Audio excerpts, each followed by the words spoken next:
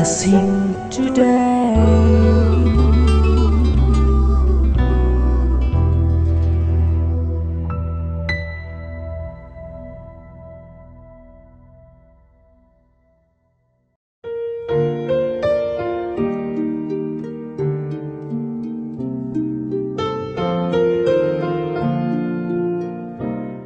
Welcome to blessing today.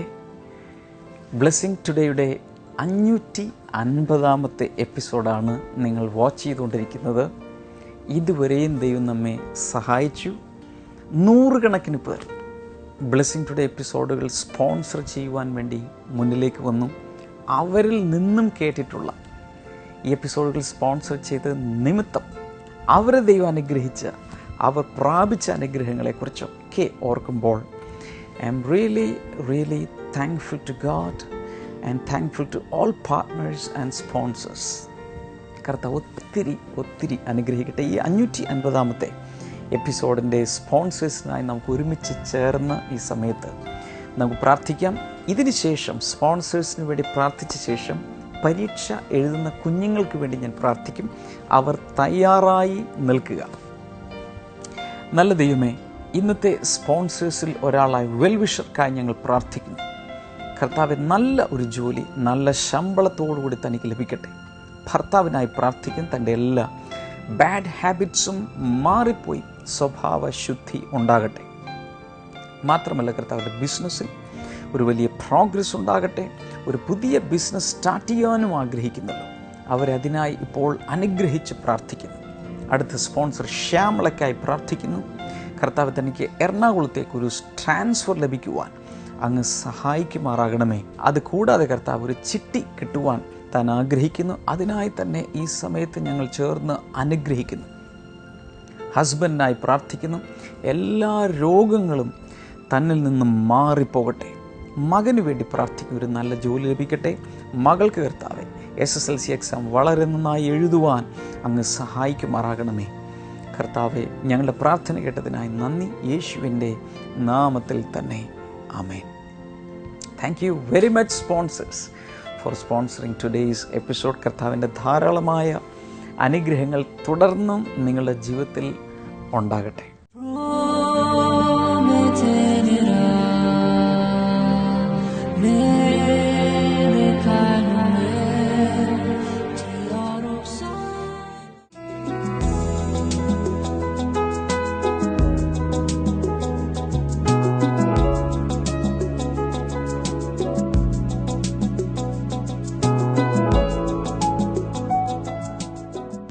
Exam going സ്റ്റുഡൻസിന് വേണ്ടി ഈ സമയത്ത് പ്രാർത്ഥിക്കാൻ പോവുകയാണ്. എല്ലാ വിദ്യാർത്ഥികളും നിങ്ങൾ എഴുതുന്ന പെൻ ഉപയോഗിക്കുന്ന ഇൻസ്ട്രുമെൻറ്റ് ബോക്സ്, അതുപോലെ വേറെ എന്തെല്ലാം ഉണ്ടോ അതെല്ലാം കൈകളിൽ എടുത്ത് ടെക്സ്റ്റ് ബുക്സ്, നോട്ട് ബുക്സ് ഉൾപ്പെടെ ഈ സമയത്ത് നമുക്ക് ഒരുമിച്ച് പ്രാർത്ഥിക്കാം. നല്ല ദൈവമേ, ഈ ദിവസങ്ങൾ പരീക്ഷ എഴുതുന്ന എല്ലാ വിദ്യാർത്ഥികളെയും അനുഗ്രഹിച്ച് പ്രാർത്ഥിക്കുന്നു. ദൈവിക അനുഗ്രഹങ്ങൾ അവരിൽ ഓരോരുത്തരുടെ മേലും ഉണ്ടാകട്ടെ. കർത്താവെ, പഠിച്ചതെല്ലാം വളരെ നന്നായി എഴുതുവാൻ അങ്ങ് ഓരോരുത്തരെയും സഹായിക്കുന്നതിനാൽ നന്ദി പറയും. അങ്ങയുടെ ഓർമ്മയുടെ ആത്മാവ് അവരോടുകൂടെ ഉണ്ടായിരിക്കട്ടെ. കർത്താവെ, വലിയ കോൺഫിഡൻസോടുകൂടെ എല്ലാം ഭംഗിയായി നല്ല കൈപ്പടയിൽ എഴുതുവാൻ ഓരോരുത്തരെയും സഹായിക്കുന്നതിനാൽ നന്ദി പറയും. അങ്ങയുടെ നാമത്തിൽ ഓരോ വിദ്യാർത്ഥിയെയും അങ്ങ് തന്നെ അനുഗ്രഹിച്ചതിനാൽ നന്ദി പറയുന്നു. യേശുവിൻ്റെ നാമത്തിൽ തന്നെ ആമേൻ. Thank you students. Best wishes. കർത്താവ് ഒത്തിരി നിങ്ങളെ സഹായിക്കട്ടെ, അനുഗ്രഹിക്കട്ടെ. ഇനി കാണാൻ പോകുന്ന മിറക്കിൾസ് ടുഡേ എപ്പിസോഡിൽ ബാംഗ്ലൂരിൽ നടന്ന ഒരു യേശുവിൻ്റെ പ്രവൃത്തിയാണ്. രശ്മി എന്നു പേരുള്ള ഒരു സഹോദരി കർത്താവ് പ്രഗ്നൻസി കോംപ്ലിക്കേഷനിൽ എപ്രകാരം ഹെൽപ്പ് ഔട്ട് ചെയ്തു എന്നുള്ളതാണ് നിങ്ങൾ കാണാൻ പോകുന്നത്. ഈ സമയത്ത് പ്രഗ്നൻ്റ് ആയിട്ടുള്ള എല്ലാ സഹോദരിമാരും അവരുടെ ഭർത്താക്കന്മാരുടെ കുടുംബാംഗങ്ങളും, അതുകൂടാതെ ഏതെങ്കിലും കോംപ്ലിക്കേഷനിലൂടെ, പ്രശ്നങ്ങളിലൂടെ, രോഗങ്ങളിലൂടെ പോകുന്നവർ ഈ സമയത്ത് വിശ്വാസത്തോടുകൂടി ഇത് കാണുക. ഇതേ യേശുവിന് നിങ്ങൾക്ക് വേണ്ടിയും പ്രവർത്തിക്കാൻ കഴിയും.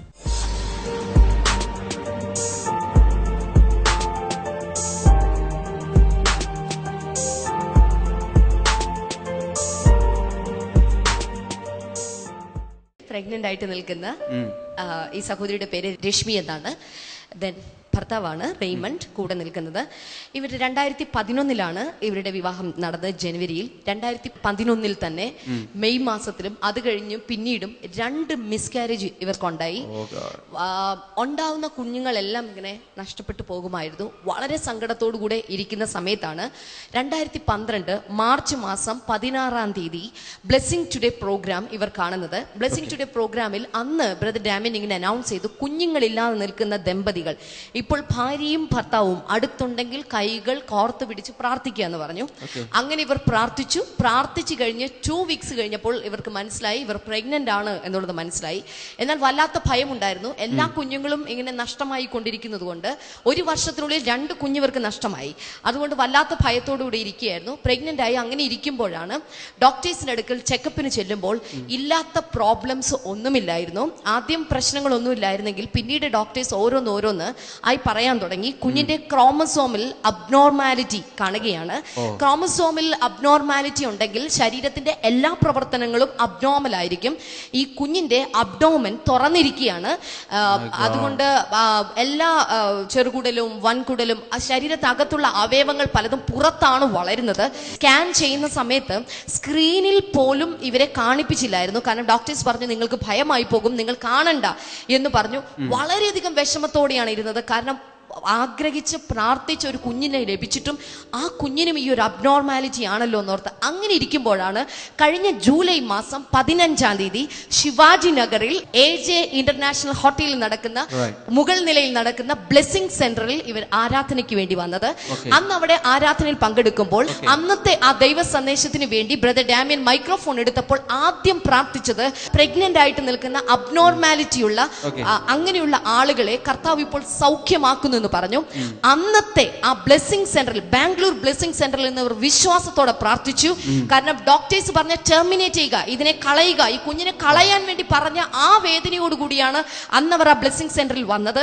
അന്ന് വിശ്വാസത്തോടെ അവർ പ്രാർത്ഥിച്ചു. അതിനുശേഷം ഡോക്ടറിന്റെ അടുക്കൽ തിരിച്ചു ചെന്നപ്പോൾ കിട്ടിയ റിപ്പോർട്ടിൽ ക്രോമസോം അബ്നോർമാലിറ്റി മാറി, അത് നോർമൽ ആയിരിക്കുന്നു. ഇപ്പോൾ അബ്ഡോമൻ തുറന്നിട്ടില്ല, അതിനകത്തെ അവയവങ്ങളെല്ലാം അതിനകത്ത് തന്നെയുണ്ട്. അവസാനമായി ഡോക്ടർ ഒരു കാര്യം മാത്രം പറഞ്ഞിരിക്കുന്നു, ഇപ്പോഴും സ്മോൾ ഇൻറ്റസ്റ്റൈൻ, ചെറിയ കുടൽ മാത്രം വെളിയിൽ വളരുകയാണ്. അതുകൊണ്ട് ഇത് കുഞ്ഞ് ജനിച്ചു കഴിഞ്ഞതിന് ശേഷം ഓപ്പറേഷൻ ചെയ്താൽ മതി, ഈ കുഞ്ഞിനെ കണ്ടിന്യൂ ചെയ്തോളൂ, പ്രസവിച്ചോളൂ എന്നാ പറഞ്ഞിരിക്കുന്നത്. ഇവർ വിശ്വസിക്കുന്നു അതും കർത്താവ് സൗഖ്യമാക്കും. Lord, in Jesus' name.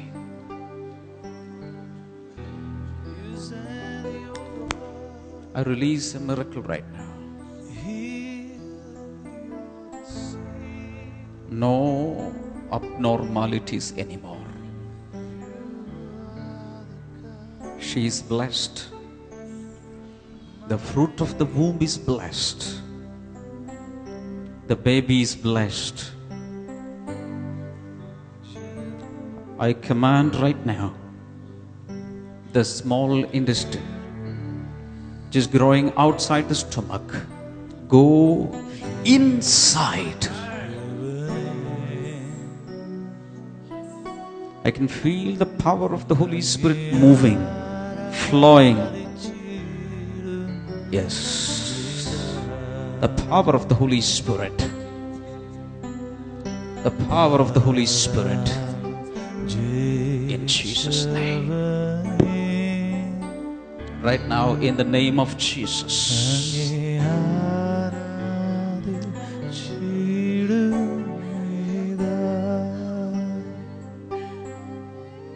Thank you, Father.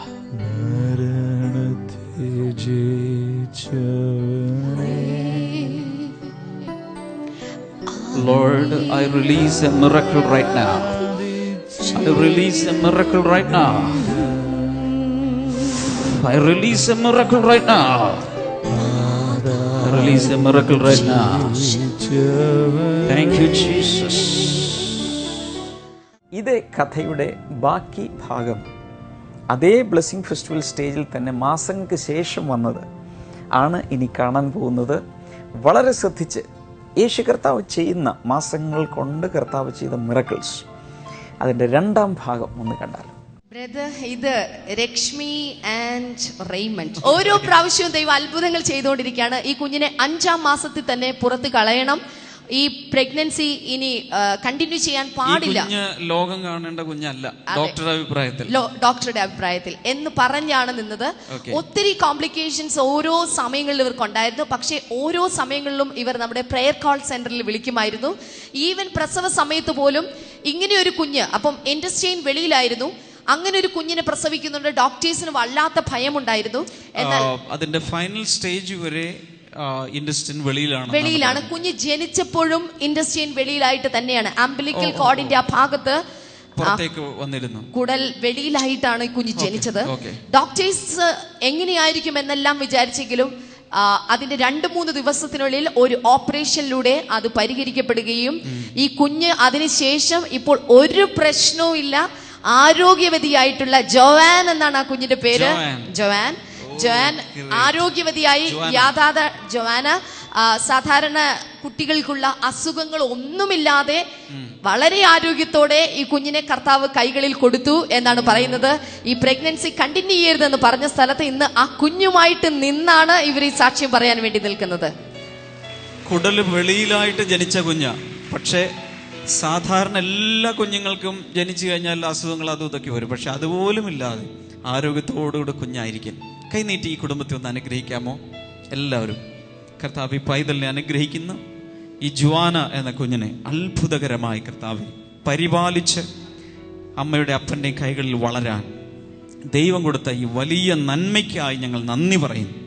കർത്താവ് യേശുവിൻ്റെ നാമത്തിൽ പൈതലിനെ അനുഗ്രഹിക്കുന്നു, പാരൻസിനെ അനുഗ്രഹിക്കുന്നു.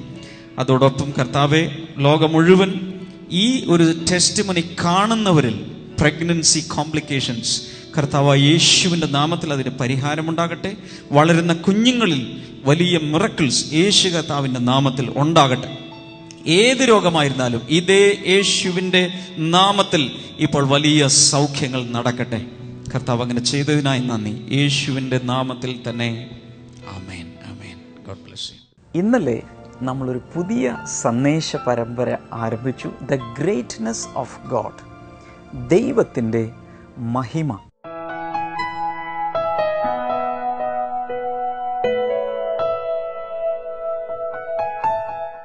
സാധാരണ ദൈവത്തെക്കുറിച്ച് പലർക്കും ഒട്ടും തന്നെ അറിവില്ല.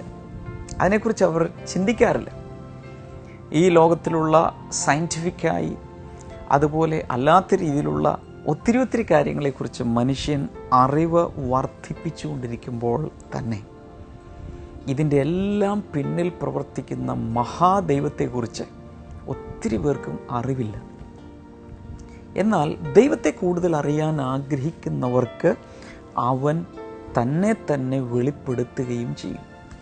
ഇന്നലെ ചില കാര്യങ്ങൾ ദൈവത്തിൻ്റെ മഹിമയെക്കുറിച്ച് നിങ്ങളോട് ഞാൻ സംസാരിച്ചു. ഇന്ന് നമ്മൾ ആദ്യം വായിക്കാൻ പോകുന്നത് റോമാലേഖനം 1-ാം അധ്യായം. നിങ്ങളുടെ കയ്യിൽ ബൈബിൾ ഉണ്ടെങ്കിൽ എടുക്കുക, നോട്ട്ബുക്ക് ഉണ്ടെങ്കിൽ എടുക്കുക, പേന എടുക്കുക, പ്രധാന ഭാഗങ്ങൾ കുറിച്ചു വെച്ച് തുടർന്ന് ദൈവത്തിൻ്റെ ഗ്രേറ്റ്നെസ്സിനെ കുറിച്ച് ധ്യാനിക്കണം. റോമാലേഖനം 1:19 വാക്യം മുതൽ നിങ്ങളുടെ ബൈബിളിൽ കൂടെ നിങ്ങൾക്ക് നോക്കാം. ദൈവത്തെക്കുറിച്ച് അറിയാൻ സാധ്യമായതെല്ലാം അവർക്ക് വ്യക്തമാക്കിയിരിക്കുന്നു. കാരണം ദൈവം അതെല്ലാം അവർക്ക് വെളിപ്പെടുത്തി കൊടുത്തിരിക്കുന്നു. എന്ന് വെച്ചാൽ ദൈവം ഇന്നും മറഞ്ഞിരിക്കുന്നവനല്ല. ദൈവം അദൃശ്യനാണ്. പക്ഷേ ദൈവത്തെ നമുക്ക് പല നിലകളിൽ അവൻ വെളിപ്പെടുത്തി തന്നിട്ടുണ്ട്. അതുകൊണ്ട് ദൈവം തന്നെത്താൻ നമുക്ക് വെളിപ്പെടുത്തിയ മാർഗങ്ങളുണ്ട് എന്നുള്ളത് നമ്മൾ മനസ്സിലാക്കുക. അടുത്ത വാക്യം, ലോക സൃഷ്ടി മുതൽ, ലോകത്തിൻ്റെ സൃഷ്ടിപ്പിൻ്റെ സമയം മുതൽ ദൈവത്തിൻ്റെ അദൃശ്യമായ നിത്യശക്തിയും ദിവ്യ സ്വഭാവവും അവിടുത്തെ സൃഷ്ടികളിലൂടെ കണ്ട് മനസ്സിലാക്കുവാൻ അവർക്ക് കഴിഞ്ഞിട്ടുണ്ട്. അതിൻ്റെ അർത്ഥം ദൈവം തന്നെ വെളിപ്പെടുത്തുന്ന ഒന്നാമത്തെ മാർഗം തൻ്റെ സൃഷ്ടികളിലൂടെയാണ്. എന്ന് വെച്ചാൽ ഇത്രയും സിസ്റ്റമാറ്റിക്കായി, ഓർഗനൈസ്ഡായി, അമേസിംഗായി, വണ്ടർഫുള്ളായി നമ്മുടെ ശരീരത്തെ മാത്രമല്ല ലോകത്തിൽ കാണുന്ന നീലത്തിമിംഗലങ്ങളെയും വലിയ എലഫൻസിനെയും മാനുകളെയും ആടുകളെയും പക്ഷികളെയും ബട്ടർഫ്ലൈസിനെയും സകലത്തെയും ദൈവം തൻ്റെ ആ വലിയ കലാവിരുതോടുകൂടെ കളർഫുള്ളായി ദൈവം സൃഷ്ടിച്ചു വച്ചിരിക്കുന്നു. ഈ സൃഷ്ടികളിലൂടെ തന്നെ ദൈവത്തെയും തൻ്റെ മഹത്വത്തെയും മഹിമയെയും ദൈവം വെളിപ്പെടുത്തിയിട്ടുണ്ട്. That is number 1 revelation about God. തീരുന്നില്ല. അതിനാൽ മനുഷ്യന് യാതൊരു ഒഴികഴിവും പറയാൻ സാധ്യമല്ല. എനിക്ക് ദൈവത്തെ അറിഞ്ഞുകൂടാ എന്നൊന്നും പറയാൻ സാധ്യമല്ല. കാരണം ദൈവം തന്നെ തൻ്റെ സൃഷ്ടികളിലൂടെ വെളിപ്പെടുത്തിയിരിക്കുന്നു. അവർ ദൈവത്തെ അറിഞ്ഞിട്ടും, എന്നാൽ ഇങ്ങനെയൊക്കെ ദൈവത്തെ അറിഞ്ഞിട്ടും ദൈവമെന്ന നിലയിൽ അവിടുത്തെ മഹത്വപ്പെടുത്തുകയോ നന്ദി കാണിക്കുകയോ ചെയ്തിട്ടില്ല. പലരും ചെയ്യുന്നില്ല. കണ്ണ് വർക്ക് ചെയ്യുന്നുണ്ടെങ്കിൽ നമ്മുടെ കണ്ണൊന്ന് തുറന്ന് ചുറ്റിലും ഒന്ന് ഓടിച്ചാൽ മാത്രം മതി ദൈവത്തിൻ്റെ ഗ്രേറ്റ്നെസ് മനസ്സിലാക്കാൻ. കണ്ണാടി ഉണ്ടെങ്കിൽ ആ കണ്ണാടിയിലൊന്ന് നോക്കിയാൽ മതി ദൈവത്തിൻ്റെ ഗ്രേറ്റ്നെസ് മനസ്സിലാക്കാൻ. ദൈവം നമ്മളെ സൃഷ്ടിച്ചു വച്ചിരിക്കുന്ന ആ മഹത്വകരമായ രീതി ഈ ദൃശ്യമായ അദൃശ്യമായ സൃഷ്ടികളിലൂടെ മാത്രമല്ല ദൈവം തന്നെ വെളിപ്പെടുത്തിയിരിക്കുന്നത്. ദൈവം തൻ്റെ വചനങ്ങളിലൂടെ നമുക്ക് വെളിപ്പെടുത്തി തന്നിട്ടുണ്ട്. നിരവധി മറ്റുള്ള മാർഗങ്ങളിലൂടെയും ദൈവം തന്നെ നമുക്ക് വെളിപ്പെടുത്തി തരുന്നുണ്ട്. എന്നാൽ നാം ഈ വാക്യങ്ങളിൽ വായിച്ചതുപോലെ പലരും ദൈവത്തെ അറിഞ്ഞിട്ടും ഇതൊക്കെ കണ്ടിട്ടും ദൈവത്തോടൊരു നന്ദി കാണിക്കുകയോ ദൈവത്തിന് വേണ്ടി ജീവിക്കുകയോ ഒന്നും ചെയ്തിട്ടില്ല. ഈ ബ്ലെസ്സിംഗ് ടുഡേ എപ്പിസോഡ് കാണുമ്പോൾ നിങ്ങളുടെ അവസ്ഥ എന്താ? ദൈവത്തോട് നന്ദി കാണിക്കാറുണ്ടോ? ദൈവം ഓരോ ദിവസവും നമ്മൾ ഭക്ഷണം കഴിക്കുമ്പോൾ, വെള്ളം കുടിക്കുമ്പോൾ, വസ്ത്രം ധരിക്കുമ്പോൾ, യാത്ര ചെയ്യുമ്പോൾ, സുരക്ഷിതമായി തിരികെ വന്ന് കയറുമ്പോഴൊക്കെ ദൈവത്തിന് നമ്മൾ നന്ദി പറയാറുണ്ടോ? ദൈവത്തെ മനസ്സിലാക്കിയിട്ടും ദൈവത്തിന് നന്ദി കരേറ്റാതിരുന്നാൽ അവിടെ പറയുന്ന അവരുടെ യുക്തി ചിന്ത ഫലശൂന്യമായി. യുക്തി പറഞ്ഞുകൊണ്ട് റാഷണലിസ്റ്റുകളായി യുക്തിവാദത്തിൽപ്പെട്ട പലരും ദൈവത്തെ തള്ളിക്കളഞ്ഞും ദൈവത്തെ റൈറ്റ് ഓഫ് ചെയ്ത് ജീവിക്കുമ്പോൾ ബൈബിൾ വ്യക്തമായി പറയുന്നു അവരുടെ യുക്തിചിന്ത ഫലശൂന്യമായി തീർന്നിരിക്കുന്നു. അവരുടെ മൂഢഹൃദയം ഇരുളടഞ്ഞതായി തീർന്നിരിക്കുന്നു. ദൈവത്തെ മഹത്വപ്പെടുത്താതിരുന്നാൽ, ദൈവത്തോട് നന്ദി കാണിക്കാതിരുന്നാൽ, ദൈവം ഇല്ല എന്ന് പറഞ്ഞാൽ അവരുടെ ഹൃദയം മൂഢഹൃദയമാണ്. അവരുടെ ഹൃദയം ഇരുളടഞ്ഞതായി മാറുന്നു. വിവേകികൾ എന്ന് സ്വയം അവകാശപ്പെട്ടുവെങ്കിലും അവർ മൂഢരായിത്തീർന്നു. അവരുടെ വിചാരം ഞങ്ങൾക്ക് യുക്തിയുണ്ട്, ഞങ്ങൾ വളരെ റീസണബിളായി ചിന്തിക്കുന്നു, ഞങ്ങൾ പറയുന്നതാണ് ശരി, ദൈവം ഉണ്ടെന്ന് പറയുന്നവർ മണ്ടന്മാരാണ്.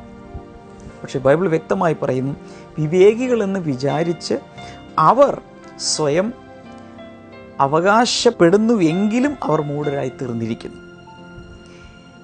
23 വാക്യത്തിൽ പറയുന്നത് അനശ്വരനായ ദൈവത്തിന് നൽകേണ്ട മഹത്വം അവർ നശ്വരനായ മനുഷ്യൻ്റെയും പക്ഷി, മൃഗം, ഇഴജന്തു എന്നിവയുടെയും സാദൃശ്യത്തിലുള്ള രൂപങ്ങൾക്ക് നൽകി. ചിലർക്ക് പറ്റിയ മറ്റൊരു അബദ്ധം എന്ന് പറയുന്നത് അനശ്വരനായ ഈ ദൈവത്തെ, എവിടെയും ചെപ്പിൽ ഒതുക്കുവാൻ കഴിയാത്ത, ഒരു കെട്ടിടത്തിനകത്ത് ഒതുക്കുവാൻ കഴിയാത്ത ഈ മഹാദൈവത്തെ, അപ്രമേയനായ ദൈവത്തെ അവർ മനുഷ്യരോടും പലവിധ പക്ഷികളോടും മൃഗങ്ങളോടും സാദൃശ്യപ്പെടുത്തി.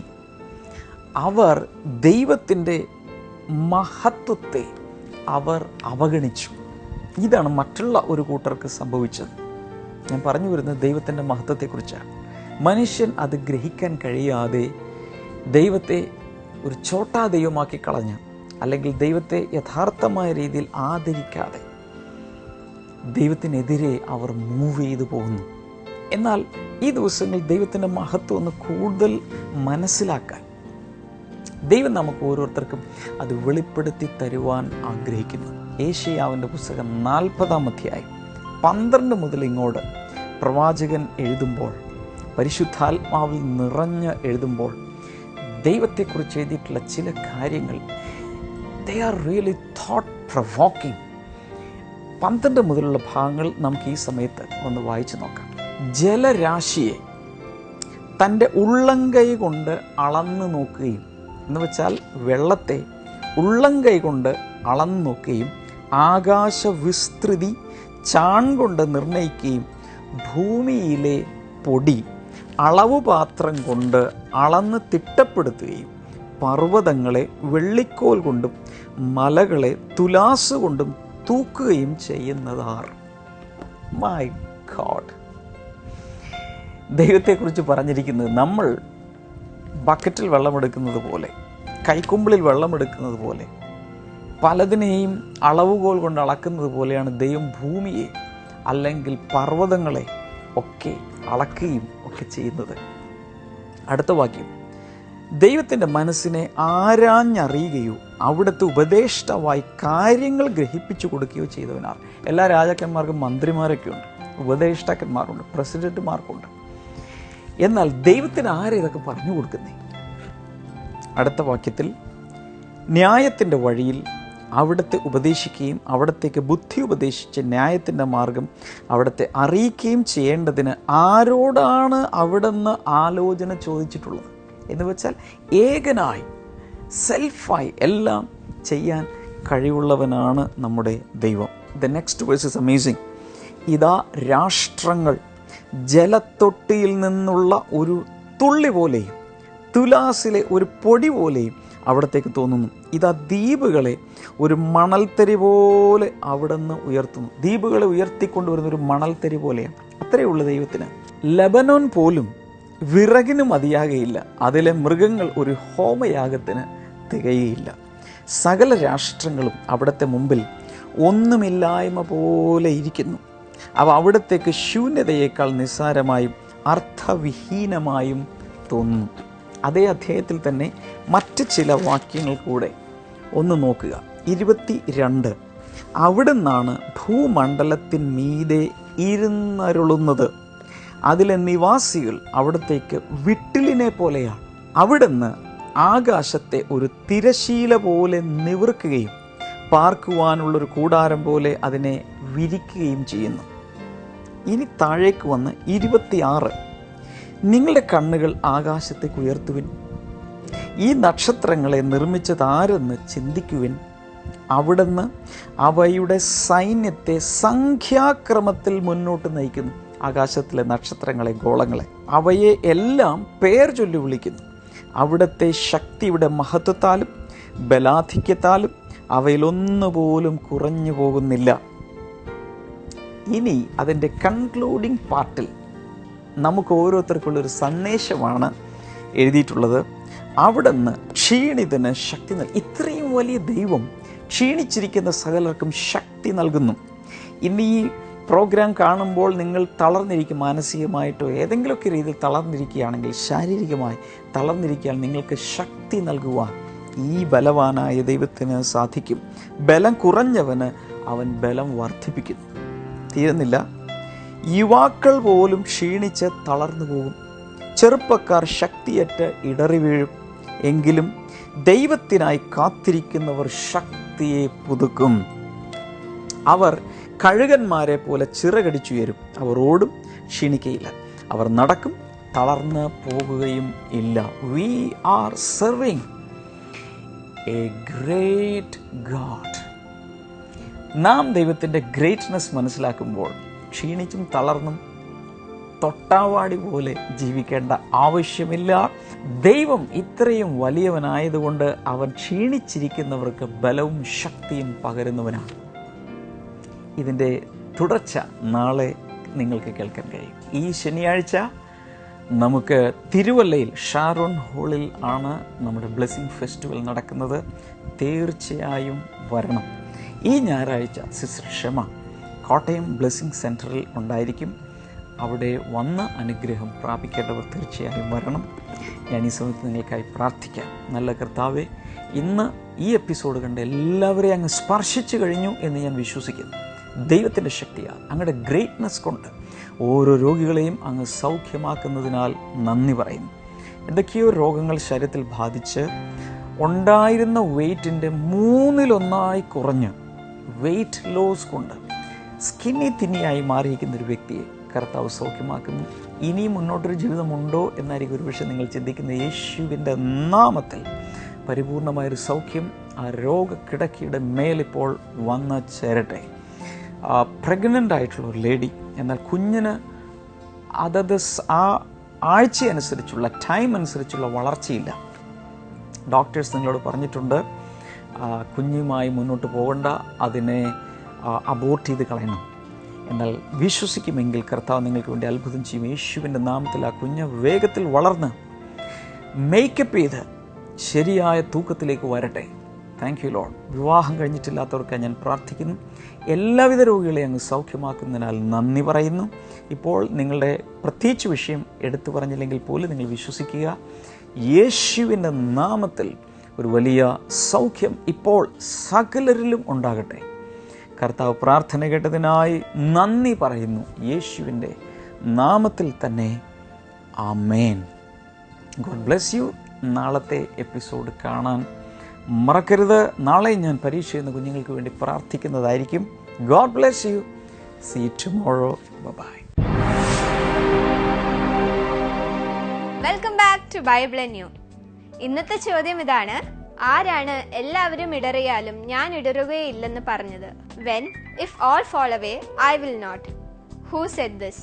Options: A. Yohanan, B. Patros, C. Yeshu, D. Paulos.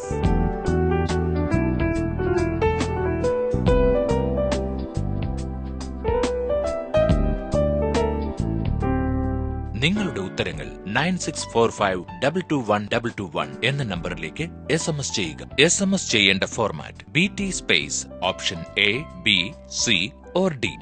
ശരിയുത്തരം അയക്കുന്നവരിൽ നിന്ന് 5 പേരെ സെലക്ട് ചെയ്ത് ഞങ്ങൾ OM ബോക്സ് നൽകുന്ന ഒരു അടിപൊളി സമ്മാനം അയച്ചു തരുന്നതാണ്.